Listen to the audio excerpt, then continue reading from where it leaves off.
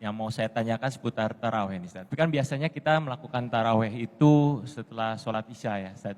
Nah, tapi karena alasan pekerjaan gitu ya, jadi kita nanti aja lah pas di tengah malam kita baru melakukan gitu. Tapi kan kita melakukan itu dengan alasan kesibukan pekerjaan. Hukumnya gimana Ustaz? Baik. Teman-teman penting diketahui bahwa sholat yang disunahkan ini disebut dengan qiyamul lail.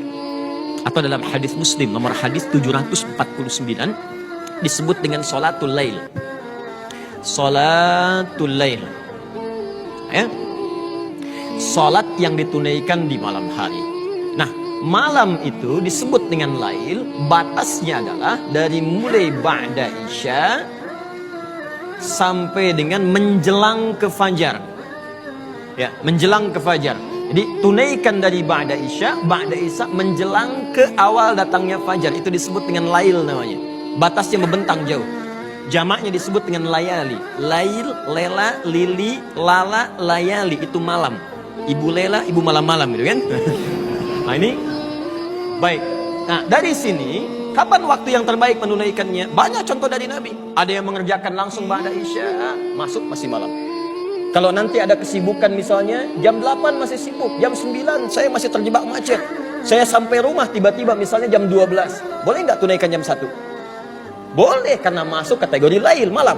Dan sering didapati Nabi pun seringkali mengakhirkan sholatnya di malam hari untuk mendapatkan kekhusyuan.